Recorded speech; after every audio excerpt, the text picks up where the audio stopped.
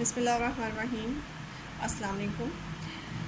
आज का हमारी जो वीडियो है वो हम ग्रुप थ्योरी के ऊपर ये लेक्चर है मेरा। इसमें हम ग्रुप थ्योरी का एक कॉन्सेप्ट पढ़ेंगे, लेफ़्ट को सेट एंड राइट को सेट्स इन द ग्रुप्स। इससे पहले हम ग्रुप जो है वो काफ़ी डिटेल में ग्रुप पढ़ चुके हैं, what is the group and what is the sub group.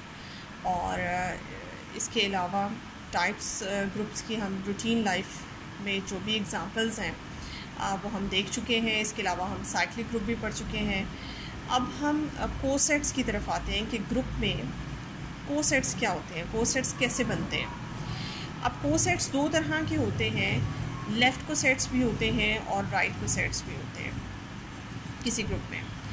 Left coset कैसे बनते हैं, इसके लिए आपको एक ग्रुप चाहिए। फॉर एग्ज़ाम्पल आपका एक ग्रुप है जी और वो किसी ऑपरेशन मल्टीप्लिकेशन के ऑपरेशन के अंडर है और एच उसका सब ग्रुप है। आप एक रैंडमली एक एलिमेंट उठाते हैं, आर्बिट्रेरी एलिमेंट उठाते हैं जी से, उस एलिमेंट को उस सब ग्रुप के लेफ़्ट साइड से मल्टीप्लाई कर देते हैं। तो उसके जो एलिमेंट्स हैं वो भी इसी तरह के आएंगे उस सेट के, जिसमें एच के एलिमेंट राइट साइड पे होंगे और वो फिक्स जी एलिमेंट जो है वो लेफ़्ट पे लिखा होगा। ये जो सेट बन के आपके पास आएगा, इस सेट को हम कहते हैं लेफ़्ट को सेट ऑफ एच एंड जी। इसी तरह से ये एलिमेंट जी अगर एच के राइट साइड से मल्टीप्लाई हो तो सेट के एलिमेंट्स की शक्ल इस तरह की होगी। This is called the right को सेट ऑफ एच एंड जी। अब आप इसी तरह से कोई भी सब ग्रुप ले सकते हैं, किसी भी ग्रुप के अंदर कोई भी सब ग्रुप लिया जा सकता है और फिर उस सब ग्रुप की रिस्पेक्ट से आप कोई एलिमेंट सेलेक्ट कर सकते हैं। उस एलिमेंट को लेफ़्ट से या राइट से मल्टीप्लाई कर सकते हैं और करस्पॉन्डिंगली आपके पास लेफ़्ट और राइट को सेट उस सब ग्रुप के उस ग्रुप के अंदर आ जाएंगे। जितने भी लेफ़्ट को सेट्स, अब सवाल ये पैदा होता है कि आप इस तरह के कितने लेफ़्ट को सेट्स बना सकते हैं। अब फॉर एग्ज़ाम्पल जी आपके पास एक ग्रुप है और इसके अंदर एलिमेंट्स हैं G1, G2 up to Gn। आपके पास इस ग्रुप का ऑर्डर जो है वो n है, जो कि आपके सामने इसके अंदर n एलिमेंट्स लिखे हुए हैं। तो जितना ग्रुप का ऑर्डर होता है उतने ही आप लेफ़्ट या राइट को सेट्स बना सकते हैं। ज़ाहिर है आपके पास n एलिमेंट्स है G1 से लेकर Gn तक, तो आपके पास n अपॉर्चुनिटीज़ हैं। आप इन n एलिमेंट्स को 1 बाय 1 G के लेफ़्ट से, अगर आप लेफ़्ट को सेट बनाना चाहते हैं, G के लेफ़्ट से मल्टीप्लाई करेंगे तो आपके पास n लेफ़्ट को सेट्स आएंगे। और इसी तरह से अगर आप राइट से मल्टीप्लाई करते हैं तो आपके पास n राइट को सेट्स आते हैं। अब जो काम मैं आपको लेफ़्ट को सेट्स के ऊपर एट अ टाइम, हम या तो लेफ़्ट को सेट को डिस्कस करेंगे या राइट को सेट को डिस्कस करेंगे। तो लेफ़्ट को सेट के ऊपर जो फैक्ट्स अब ट्रू हैं, लेफ़्ट को सेट्स जो काम करते हैं वही काम आपके राइट को सेट्स करेंगे सिमिलरली। तो एक वक्त में आप या लेफ़्ट को सेट्स को डिस्कस करें या राइट को सेट्स को डिस्कस करें। जो फैक्ट्स लेफ़्ट को सेट के लिए ट्रू हैं वही राइट को सेट्स के लिए। अच्छा जी, तो सवाल ये पैदा, जो पहला सवाल हमारा था कि कितने लेफ़्ट को सेट्स हम बना सकते हैं। तो आपके पास जितने ग्रुप का ऑर्डर है, जितने ग्रुप में एलिमेंट हैं उतने आप एलिमेंट्स इसके साथ मल्टीप्लाई करेंगे और उतने ही आपके पास लेफ़्ट को सेट्स बन जाएंगे। For example G1H, G2H, GNH, ये आपके पास लेफ़्ट को सेट्स आ गए n। लेकिन सवाल ये पैदा होता है कि क्या ये तमाम लेफ़्ट को सेट्स जो बन के आपके पास आते हैं, क्या ये एक दूसरे से मुख्तलिफ होते हैं? क्या इन सब के एलिमेंट्स जो हैं वो एक दूसरे से बिल्कुल मुख्तलिफ होते हैं? तो इसमें से मैं आपको सबसे पहले तो ये कहूँगी कि इनके एलिमेंट्स जो हैं, इनमें से कुछ लेफ़्ट को सेट्स जो हैं वो मैच करते हैं एक दूसरे से, उनके एलिमेंट्स मैच करते हैं और कुछ के एलिमेंट्स जो हैं वो बिल्कुल डिफरेंट होते हैं। सबसे पहले तो इसकी तरफ देखते हैं कि what is the order of one left को सेट। फॉर एग्ज़ाम्पल H के अंदर अगर आपके पास एलिमेंट्स हैं H1, H2 up to HT, H का ऑर्डर जो है अगर आपके पास फॉर एग्ज़ाम्पल T है, तो जब आप इसके लेफ़्ट साइड से कोई भी एलिमेंट ग्रुप का मल्टीप्लाई करते हैं तो ग्रुप का एलिमेंट मल्टीप्लाई करने के बाद आपके पास जो सेट के एलिमेंट्स की तादाद आती है उस पर कोई भी फ़र्क नहीं पड़ता। G1H1, G1H2 up to G1HT, ये आपने देखा, मैंने आपको एक लेफ़्ट को सेट बना के दिखाया अंडर मल्टीप्लिकेशन। तो इसमें आप जब किसी भी सब ग्रुप का लेफ़्ट को सेट बनाते हैं तो उससे उस सब ग्रुप के ऑर्डर के ऊपर कोई फ़र्क नहीं पड़ता। अगर H सब ग्रुप का ऑर्डर T था तो इस लेफ़्ट को सेट का ऑर्डर जो है वो भी टी रहा। पहली बात तो ये कि जो सब ग्रुप का ऑर्डर होता है वो लेफ़्ट को सेट का ही ऑर्डर होता है, उससे लेफ़्ट को सेट बनाने से सब ग्रुप के ऑर्डर के ऊपर कोई फ़र्क नहीं पड़ता। एलिमेंट्स में ना कोई इंक्रीज़ होता है ना कोई डिक्रीज़ होता है, एलिमेंट्स की तादाद उतनी रहती है, बस ये कि उसकी शेप बदल जाती है। पहले एलिमेंट हमारे पास सिर्फ एज के एलिमेंट थे, अब आपको इस सेट के एलिमेंट्स में लेफ़्ट साइड से जी का एक एलिमेंट, फिक्स एलिमेंट मल्टीप्लाई होता हुआ नज़र आएगा। पहली बात तो ये कि इसका ऑर्डर जो लेफ़्ट को सेट का ऑर्डर होता है वो क्या होता है, वो वही होता है जिस सब ग्रुप का आपने लेफ़्ट को सेट बनाया है उस सब ग्रुप का ऑर्डर और उसके लेफ़्ट को सेट का ऑर्डर सेम होता है। दूसरी बात ये कि अब आपने एक बनाया G1H और दूसरा बनाया for example G2H and so on, आपने n लेफ़्ट को सेट्स बनाए। तो इसमें मैं ये बात एक आपको क्लियर बता दूं कि जो हम n लेफ़्ट को सेट्स बनाते हैं, जितने लेफ़्ट को सेट्स पॉसिबल थे वो मैंने आपके सामने लिख दिए, लेकिन ये सारे लेफ़्ट को सेट्स एक दूसरे के साथ डिसजॉइंट नहीं होते, ठीक है, ये डिसजॉइंट नहीं होते। इनमें से बहुत से लेफ़्ट को सेट्स जो हैं वो आपस में एक दूसरे से मैच करते हैं। अब लेफ़्ट को सेट्स का फैक्ट ये है कि देखिए सेट्स दो तरह के होते हैं, सेट्स तीन तरह के होते हैं। एक वो सेट्स जो आपस में टोटली एक इक्वल होते हैं, एक वो सेट्स जो मेरे ख्याल से मैं आपको ड्रॉ करके दिखा दूँ। तीन तरह का रिलेशन होता है दो सेट्स के दरमियान। वो सेट्स जो एक दूसरे से टोटली डिसजॉइंट होते हैं, फॉर एग्जांपल ये ए सेट है और ये बी सेट है, ये टोटली डिसजॉइंट है, इनमें कुछ भी रिजेम्बलेंस नहीं है। एक वो सेट जो जिनका कुछ हिस्सा ओवरलैपिंग होता है, केस नंबर 1, केस नंबर 2, जिसमें कुछ पोर्शन जो है आपके सेटों का ओवरलैपिंग होता है, यानी कि कुछ पोर्शन मैच करता है, इसके कुछ एलिमेंट्स और ए के और बी के कुछ एलिमेंट्स आपस में मैच करते हैं, और इस केस में ए और बी के कुछ एलिमेंट्स कोई एलिमेंट मैच नहीं करता। एक वो केस होता है जिसमें आपके पास एक सबसेट ए जो है, बी जो है वो ए का सबसेट है, या ए जो है वो बी का सबसेट है, ठीक है। एक ये सिचुएशन होती है आपके सेटों की, दो सेट्स का आपस में रिलेशन इस तरह का हो सकता है। और चौथी सिचुएशन जो है वो ये है कि टोटली ए जो है वो बी के बराबर है, ठीक है। तो आपके पास जब आप ये बात करते हैं कि ये सारे आपके पास डेफिनेटली सेट्स ही पड़े हुए हैं, ये जितने भी आपके पास लेफ़्ट को सेट्स हैं ये सेट्स हैं, इनके दरमियान आपस में कौन सा रिलेशन होता है? ये सारे रिलेशंस दो सेटों के दरमियान मैंने आपके पास बनाए हुए। तो याद रखिएगा कि आपके जो लेफ़्ट को सेट्स, या वही काम जो मैं लेफ़्ट के ऊपर बता रही हूँ वही राइट के ऊपर एप्लीकेबल होगा। दो लेफ़्ट को सेट, कोई से दो लेफ़्ट को सेट, या तो टोटली ये डिसजॉइंट केस है। डिसजॉइंट का मतलब है ये एक दूसरे के बिल्कुल बराबर नहीं है, यानी कि इसके एलिमेंट्स और इसके एलिमेंट्स बिल्कुल अलग हैं, ये डिसजॉइंट केस है। तो दो लेफ़्ट को सेट या तो डिसजॉइंट होते हैं या फिर वो टोटली बराबर होता है, ठीक है, या फर्स्ट केस होगा या फोर्थ केस होगा। तो डिसजॉइंट के ये लेफ़्ट को सेट्स या राइट को सेट्स के हवाले से आपने ये बात ज़हन नशीं रखनी है कि आपके जब आप एक ही सब ग्रुप को लेके उसके मुख्तलिफ लेफ़्ट को सेट्स बनाती हैं तो वो लेफ़्ट को सेट्स या तो टोटली इक्वल होते हैं या फिर टोटली डिस्ट्रॉयड होंगे। यानी कि दो लेफ़्ट को सेट्स में जब आप लेंगे, रैंडमली उठाएंगे, उनमें तो या तो कोई भी एक एलिमेंट भी मैच नहीं करता होगा या फिर उनके तमाम एलिमेंट एक दूसरे के साथ मैच करते होंगे। ऑर्डर तो हर लेफ़्ट को सेट का आपस में बराबर होते हैं। जितने भी आपने n लेफ़्ट को सेट्स बना के अपने सामने रखे हैं वो सारे लेफ़्ट को सेट्स के ऑर्डर तो बराबर हैं, लेकिन एलिमेंट का कंपैरिजन हो रहा है यहाँ पे। इसका मतलब ये हुआ कि अगर मैं आपसे पूछूं कि इसमें कितने डिस्टिंक्ट लेफ़्ट को सेट्स हैं, इनकी तादाद तो n है, लेकिन अगर मैं आपसे डिस्टिंक्ट या डिसजॉइंट लेफ़्ट को सेट्स पूछूं वो कितने हैं, तो वो जब तक आप चेक नहीं करेंगे आप मुझे बता नहीं सकते। तो it's mean to be this, आप लेफ़्ट को सेट्स तो फाइंड कर सकते हैं उतने जितना जी का ऑर्डर है, लेकिन अगर आपने डिसजॉइंट लेफ़्ट को सेट्स फाइंड करने हैं, और डेफिनेटली होता है, इसमें लाजमी ये होता है कि बहुत से लेफ़्ट को सेट्स आपस में एक दूसरे के साथ मैच करते हैं। तो फॉर एग्जांपल अगर आपके पास n stands for 50, for example n stands for 50, जी का ऑर्डर जो है 50 है, तो आपने 50 लेफ़्ट को सेट्स बनाया और 50 लेफ़्ट को सेट्स में से हो सकता है 25 लेफ़्ट को सेट जब आप डिसजॉइंट निकालें तो 25 लेफ़्ट को सेट्स आपके पास डिसजॉइंट निकलें। हो सकता है आपके पास 10 लेफ़्ट को सेट्स जो है वो डिसजॉइंट निकलें, यानी कि आपके पास जो डिसजॉइंट लेफ़्ट को सेट्स की तादाद है वो डेफिनेटली इससे लेस होगी। ओरिजिनल जो आपने लेफ़्ट को सेट्स बनाए वो 50 थे, लेकिन जो अब जब आप उसमें से डिसजॉइंट निकालेंगे आप देखेंगे बहुत से लेफ़्ट को सेट्स जो हैं वो एक दूसरे से मैच करते हैं। तो जो मैच करते हैं उनको वन टाइम लिख लिया, उनको इग्नोर किया, और जो डिस्टिंक्ट थे उनको जब निकाला तो पता चला कि हमारे पास डिसजॉइंट या डिस्टिंक्ट लेफ़्ट कोसेट्स की तादाद ओरिजिनल लेफ़्ट कोसेट्स की तादाद से कम होती है, जो कि अगर ओरिजिनल जैसे मैंने 50 की मिसाल ली 50 है, तो फिर डिस्टिंक्ट लेफ़्ट कोसेट्स जो हैं वो लेस दैन 50 ही होंगे। अब इसके लिए आते हैं हम, एक स्टैंडर्ड हमारे पास जो है वो लाग्रांज थ्योरम है, जो कि हमें इसी के बारे में इंफॉर्मेशन लेफ़्ट कोसेट्स के बारे में इंफॉर्मेशन देता है, चाहे वो लेफ़्ट कोसेट हो चाहे वो राइट कोसेट हो, इनके बारे में हमें इंफॉर्मेशन देते हैं। और एक एक्स्ट्रा इन्फॉर्मेशन भी होगी, वो हम देखते हैं उसकी स्टेटमेंट में। ये देखिए लाग्रांज थ्योरम की स्टेटमेंट मैंने आपके सामने लिख दी है, the order and the index of a subgroup of a finite group G divides the order of the subgroup. इसमें सबसे पहले तो हम ये देखते हैं कि इंडेक्स किसे कहते हैं। पहले इसकी स्टेटमेंट को अच्छी तरह से समझ लेते हैं, उसके बाद फिर इसका सोल्यूशन करेंगे।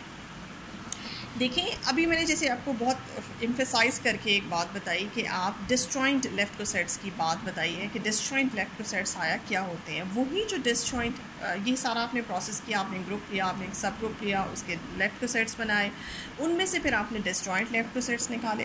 वो जो डिसजॉइंट लेफ़्ट कोसेट्स की आपने तादाद निकाली, जैसे कि मैंने डिस्कस किया कि जो ओरिजिनल तादाद होगी उसमें से जब आप डिसजॉइंट निकालेंगे इस पर ऑपरेशन होगी बहुत से। फॉर एग्जांपल आपका G2H बराबर है G10H के, आपका G1H बराबर है G5H के, तो जो आपस में मैच करते हैं उनको इग्नोर किया और वन टाइम लिख लिया।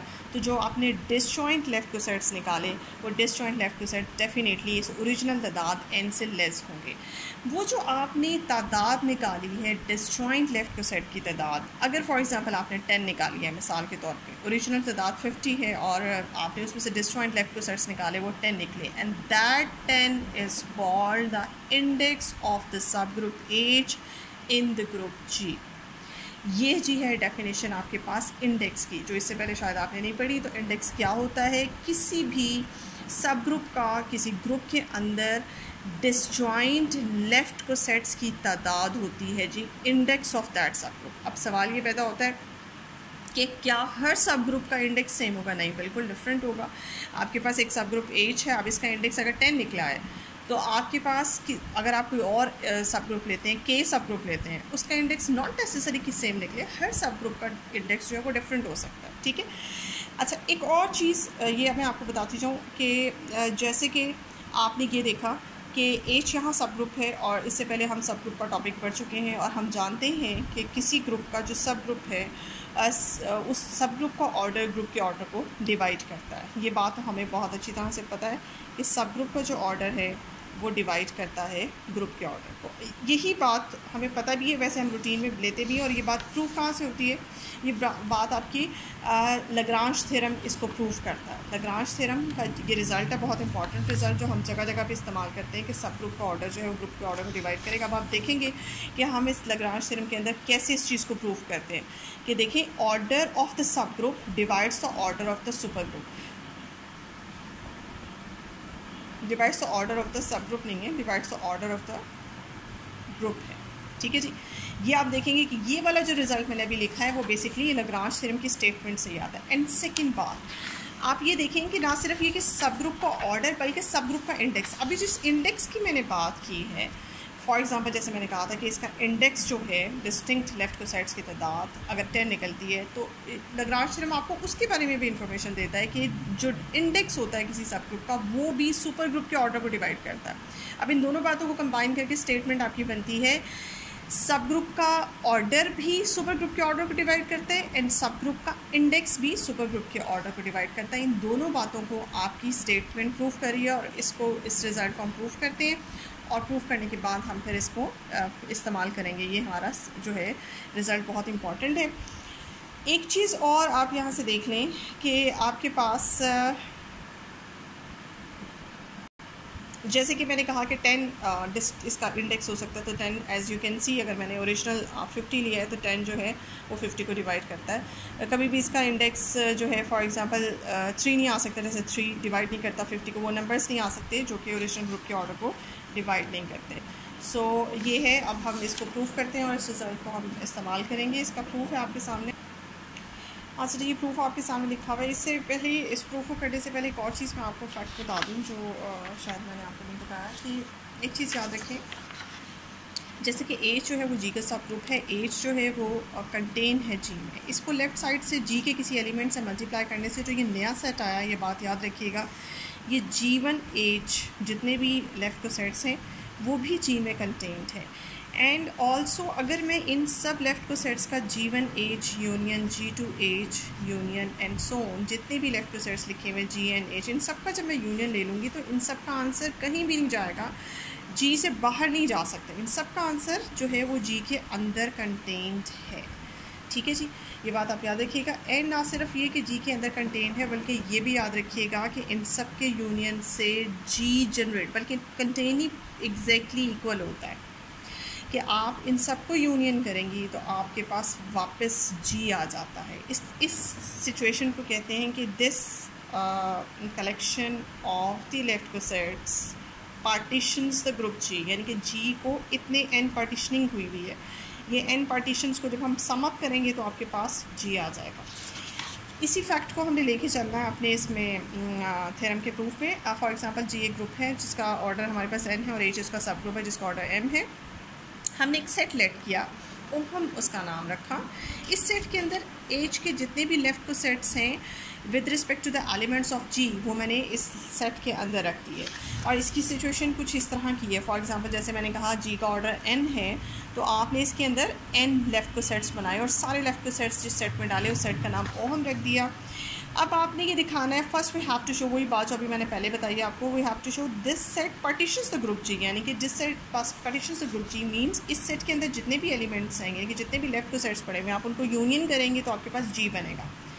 तो वो इस फॉर्म में यूनियन करने के बजाय, यानी कि इस सेट का के एलिमेंट्स का यूनियन लेंगी तो वो इस तरह से लिखा जाता है, we have to show union of the elements of the set ओहम इज़ इक्वल्स टू जी, ये जी के बराबर है।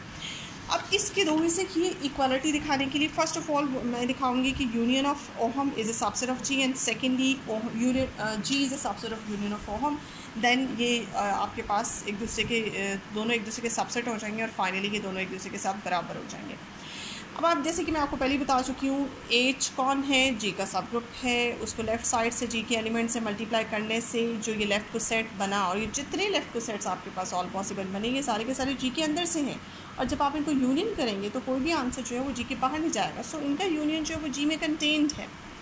सेकेंड चीज़ जो आपने दिखानी है कि G is contain in this union, तो उसके लिए जी में से एक एलिमेंट आर्बिट्रेरी उठाएंगे और इस यूनियन के अंदर दिखा देंगे, तो पता चलेगा कि जी जो है, जी का एक आर्बिट्रेरी एलिमेंट इसमें चला गया, तो इसका मतलब है पूरे का पूरा जी जो है वो इसमें चला गया। अब इसमें से आपने जी का कोई भी एक आर्बिट्रेरी एलिमेंट उठाया आपने ए, और उसको इस तरह से लिखा जा सकता है, इसकी शेप के हवाले से, ये ए इंटू ई, इसकी शेप के हवाले से ऐसे लगता है जैसे ये इस लेफ़्ट को सेट में से है, क्योंकि एच आपके पास एक ग्रुप है ना सेंस, तो एक ग्रुप में एलिमेंट आइडेंटिटी तो होता ही है। अब आपने जैसे कि मैंने आपको बताया था कि लेफ़्ट को सेट के एलिमेंट की शेप कैसे होगी, लेफ़्ट साइड पे ए होगा और राइट साइड पे आपके पास क्या पड़ा होगा, राइट साइड पे आपके पास एक एज का एलिमेंट होगा। तो एज का एलिमेंट अगर ई ले लिया जाए तो इसके लिहाज से फिर आपका ए जो है इस लेफ़्ट को सेट में चला जाता है। अब ये लेफ़्ट को सेट कौन है, ये इन्हीं पड़े हुए लेफ़्ट को सेट्स में से कोई एक लेफ़्ट को सेट है। इसका मतलब है आपका ए एलिमेंट जो है इस सेट में चला गया, इस सेट में चला गया मीन्स आप इसके यूनियन में भी चला गया। तो आप ये लिख सकते हैं कि एस एच ए एच जो है वो इस सेट से बिलोंग कर रहा है या इस सेट के एलिमेंट्स के यूनियन से बिलोंग कर रहा है, एक ही बात है। तो आपका जी जो है वो प्रॉपर्ली इस लेफ़्ट को सेट में चला गया और लेफ़्ट को सेट जो है वो जो केस में है, तो फाइनली आपका जी जो है वो इस यूनियन में चला गया, और 1 और 2 से आपका जी जो है वो बराबर हो गया इस सेट के यूनियन से। और ये पता चल जाता है कि ये सेट जो भी आपके पास लेफ़्ट को सेट्स का कलेक्शन पड़ा हुआ है, ये लेफ़्ट को सेट का कलेक्शन जो है ये जी को पार्टीशन करता है, यानी कि इनके यूनियन से जी बनता है, जो बात मैंने आपको पहले ही बता दी थी। इसको हमने यहाँ पे प्रूफ भी कर लिया।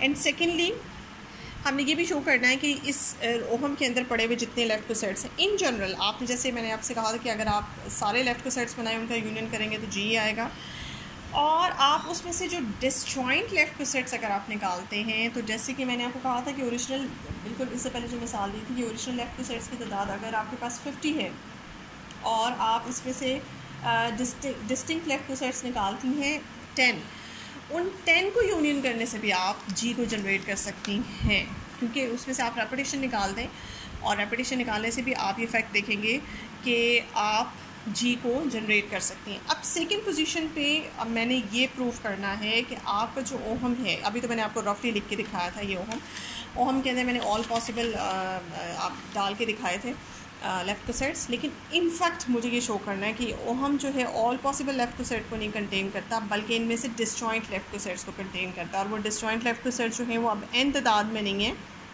एक्चुअली ये तो मैंने आपको रफ़ आइडिया देने के लिए लिखा था। हो सकता है कि वो उनकी तादाद जो है आपके पास हो s and this s is less than n, ठीक है जी। तो ये आपने डिसजॉइंट लेफ़्ट सेट्स निकाले और अब मुझे ये शो करना है कि इसमें ओहम के अंदर पड़े हुए जितने भी लेफ़्ट सेट्स हैं वो एक दूसरे के साथ डिसजॉइंट हैं। और जैसे कि मैं आपको फैक्ट पहले ही बता चुकी हूँ, दो लेफ़्ट सेट्स जो हैं या टोटली डिसजॉइंट होते हैं या फिर वो टोटली इक्वल होते हैं। अब इस प्रूफ को करने के लिए देखिए, अब हमने ये भी दिखाना है कि इसमें पड़े हुए जितने भी लेफ़्ट सेट्स हैं वो सारे के सारे डिसजॉइंट हैं। दो लेफ़्ट सेट, वही वाला फैक्ट जो मैंने कहा था, दो लेफ़्ट सेट के यहाँ टोटली डिसजॉइंट होते हैं या फिर टोटली एग्जैक्टली इक्वल होते हैं। अब इसमें से आपने क्या किया, आपने दो लेफ़्ट सेट्स लिए और दो लेफ़्ट सेट्स को आपने कहा कि हमने हमारा टारगेट ये है कि हम ये दिखाएं कि मैंने जितने उठाए हैं वो डिसजॉइंट हैं। आपने उनका इंटरसेक्शन फाई दिखाना है अगर उनके साथ दोनों एलिमेंट्स जो हैं वो डिफरेंट लिखे हुए हैं। आपने फाई दिखाना है, उसके लिए आपने दिखाना तो है ये है कि वो दोनों डिसजॉइंट हैं, लेकिन आपने क्या किया, आपने बीच की बात, जैसे कि मैंने आपको कहा था या तो टोटली डिसजॉइंट होती हैं टोटली इक्वल होते हैं, लेकिन आप बीच की बात लेके चले। आपने कहा कि वो ओवरलैपिंग सिचुएशन है, हो सकता है कि उनमें कुछ एलिमेंट मैच कर रहे हो। यहाँ से आप देखेंगे क्या रिज़ल्ट निकलता है। अगर आप ये कहते हैं कि इनमें ये चीज़ टोटली डिसजॉइंट नहीं है, इनमें कोई एक आधा एलिमेंट भी मैच करता है, तो देखिए ये एलिमेंट जो है वो फिर AH में भी और BH में भी है। AH में होने की वजह से इसकी शक्ल ऐसी होगी और BH में होने की वजह से इसकी शेप ऐसी होगी, बिकॉज BH के अंदर इस तरह के एलिमेंट्स हैं। अब चूँकि दोनों x के बराबर हैं, इन दोनों को इक्वेट कर लिया, यहाँ से a को सेपरेट किया। राइट हैंड साइड जो है वो BH2 H1 इन्वर्स आ गई है। H2 और H1 इन्वर्स ये दोनों जो है H के एलिमेंट है और H कैपिटल जो है वो ग्रुप है, तो ग्रुप के दो एलिमेंट्स मल्टीप्लाई होकर कोई तीसरा एलिमेंट जनरेट करते हैं जो H का ही होता है। ये एलिमेंट BH3 बाय शेप ये BH में है और BH में होने की वजह से अब ये लेफ्ट हैंड साइड, इसका मतलब है लेफ्ट हैंड साइड का जो एलिमेंट है ये BH से बिलोंग करता है। बट लेफ्ट हैंड साइड पे जो A पड़ा हुआ है, A को देख लेते हैं A है कहाँ से। बेसिकली A को हम चूँकि लिख सकते हैं A इंटू E, और A into E by shape AH का एलिमेंट है, ये AH का रेजिडेंट एलिमेंट है। ये बात याद रखिएगा। जैसे फॉर एग्ज़ाम्पल आप लेफ़्ट सेट्स बनाते हैं, H आपके पास एक ग्रुप है और आप उसका लेफ़्ट सेट बनाते हैं, GH एक लेफ़्ट सेट बनाते हैं, तो ये बात याद रखिएगा जिस एलिमेंट के रिस्पेक्ट से आपने लेफ़्ट सेट बनाया वो एलिमेंट लाजमी उस लेफ़्ट सेट के अंदर मौजूद होगा, बिकॉज H के जो मुख्तलिफ एलिमेंट्स हैं उनमें एक एलिमेंट E है, एक एलिमेंट H1 है एंड सो ऑन। जब आप इसे GH करते हैं तो एक एलिमेंट अंदर बनेगा G इंटू E वापस G आ जाता है। तो G इसका जब आप GH बनाएंगे तो उस पर अगला element GH1 and so on होगा, उसमें एक एलिमेंट G लाजमी होगा, यानी कि जिस एलिमेंट की रिस्पेक्ट से आप लेफ़्ट सेट बनाते हैं वो एलिमेंट लाजमी उस लेफ़्ट सेट का हिस्सा होता है और वो उसका रेजिडेंट एलिमेंट होता है। रेजिडेंट एलिमेंट मीन्स उसी से बिलोंग करता होता है। अब A इसी तरह से AH में और B जो है वो BH का रेजिडेंट एलिमेंट है, लेकिन आप यहाँ देखते हैं कि A जो है वो BH में चला गया। According to this rule A जो है वो AH का एलिमेंट है लेकिन वो BH में चला गया। It's mean to be this कि AH का एक एलिमेंट BH में चला गया, तो मीन्स पूरे का पूरा AH जो है वो BH में चला गया, यानी कि AH is a subset of BH। Similarly हम ये भी प्रूव कर सकते हैं कि BH is a subset of AH। यहाँ से दोनों इक्वल आ जाते हैं। यहाँ से आपने ये रिज़ल्ट देखा क्या आया और ये क्यों आया। ये इसलिए आया कि अगर आप कोई से दो मुख्तलिफ लेफ़्ट सेट्स को पकड़ते हैं और आप ये कहते हैं कि उनमें एक एलिमेंट अभी आपने कॉमन लिया, यानी कि आपने ओवरलैपिंग सिचुएशन ली जिसमें कम से कम एक एलिमेंट आपने कॉमन लिया, तो देखा आपने कि दोनों लेफ़्ट सेट्स आपस में बराबर आ गए। तो इसका मतलब है कि दोनों लेफ़्ट सेट्स के अंदर जो है वो इक्वल, ओवरलैपिंग सिचुएशन कभी भी नहीं हो सकती, एग्जैक्ट इक्वालिटी हो सकती है। या एग्जैक्ट इक्वालिटी होगी तो देखिए, जैसे जब आपने ये केस शुरू किया था आपने ये कहा कि यहाँ we have to show and, देखिए ये जो आपने दो लेफ़्ट सेट्स आपने उठाए थे इसके लिए आपने A और B डिफरेंट एलिमेंट लिए थे, इनके दो डिफरेंट लेफ़्ट सेट उठाए थे अपने तौर पे, और आपने ये शो करना था कि वो बिल्कुल डिस्जॉइंट है, लेकिन आपने कहा कि डिफरेंट उठाएं, हो सकता है उनमें कोई एक एलिमेंट भी मैच करे, एक एलिमेंट के मैच करने से वो पूरे इक्वल हो जाते हैं। तो फिर आपका स्टार्ट में ये कहना कि ये डिफरेंट हैं तो वो तो बात आपकी कॉन्ट्राडिक्शन में आ जाती है। तो इसका मतलब है अगर ये डिफरेंट हैं तो फिर इनमें एक भी एलिमेंट यहाँ पे अ कॉन्ट्राडिक्शन इज़ जनरेटेड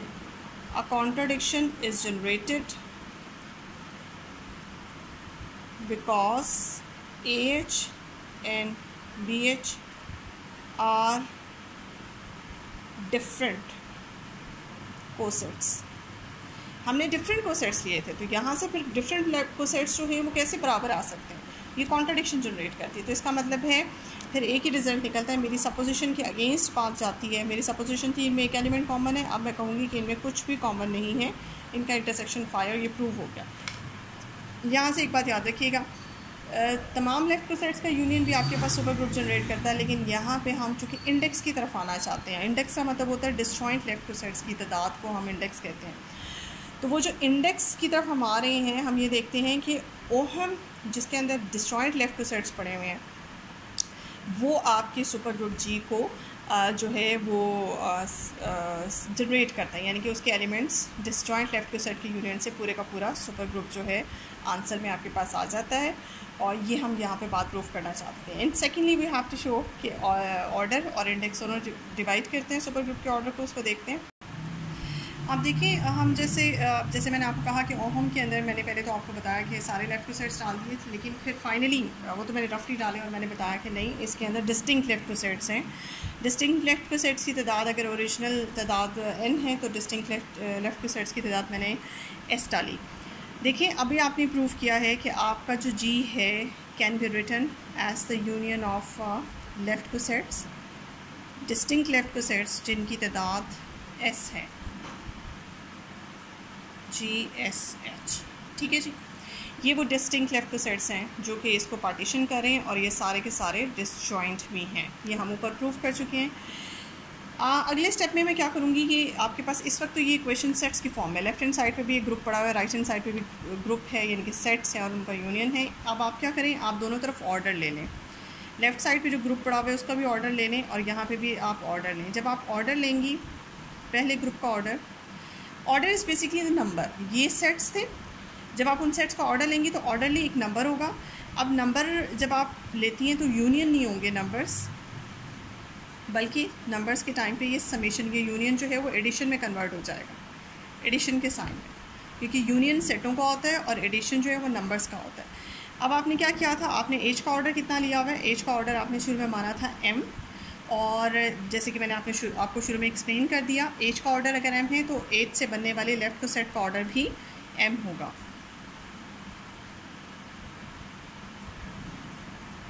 अब ये m कितने टाइम्स लिखे हुए हैं, यहाँ छोटा सा मैं लिख दूँ s टाइम्स।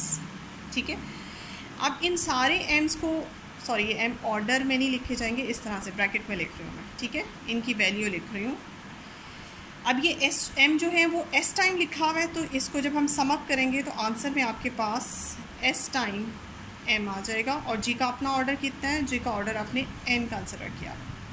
अब ज़रा इस पर गौर करें, इस इक्वेशन पे, यही इक्वेशन जो है वो आपके सम अप करके आपके सारे लाग्रांज थ्योरम का रिज़ल्ट है जो हमने प्रूव करना था। What is s? s है number of distinct left cosets of h in g, और ये मैंने आपको कहा था this is called the index of h in g, sorry capital G, index of h in capital G। तो index क्या हुआ, s, और what is m? Order of h in g। अब जैसे कि आप देख सकते हैं कि आप ये s जो है वो इंडेक्स और m जो है वो order of the subgroup है। ग्रुप का order can be written as the product of the index of the subgroup and order of the subgroup. अब आप एक नंबर जो कि दो नंबर्स के प्रोडक्ट की फॉर्म में लिखा गया है, ये दोनों नंबर्स जो है ऑब्वियसली इस पूरे नंबर को, इस n नंबर को डिवाइड कर रहे हैं, s भी डिवाइड कर रहा है और m भी डिवाइड कर रहा है, यानी कि s और m दोनों जो हैं वो इस n के फैक्टर्स हैं। यानी कि इंडेक्स ऑफ द सब ग्रुप जो है वो डिवाइड करता है order of the super group को, और ऑर्डर ऑफ द सब group also divides the order of the super group. तो सुपर ग्रुप के ऑर्डर को सब ग्रुप का इंडेक्स भी डिवाइड करता है और सब ग्रुप का ऑर्डर भी डिवाइड करता है। यही हमारे लाग्रांज थ्योरम की स्टेटमेंट थी। हेंस प्रूव हो गया आपके पास लाग्रांज थ्योरम। उम्मीद है कि आपको समझ आ गया होगा। और इसमें एक चीज़ का ख्याल रखें कि ये थ्योरम जो है ये इसका रिज़ल्ट बहुत ज़्यादा इस्तेमाल होता है। अब ये थ्योरम इम्पॉर्टेंट भी है पेपर पॉइंट ऑफ व्यू से। उम्मीद है कि आपको समझ आ गई होगी। इसके बाद आप अपने कमेंट्स प्लीज़ ज़रूर दिया करें। मेरी इस वीडियो को लाइक करें, शेयर करें, और अगर आपने मेरे चैनल को सब्सक्राइब नहीं किया तो काइंडली सब्सक्राइब भी कर दें। Thank you so much.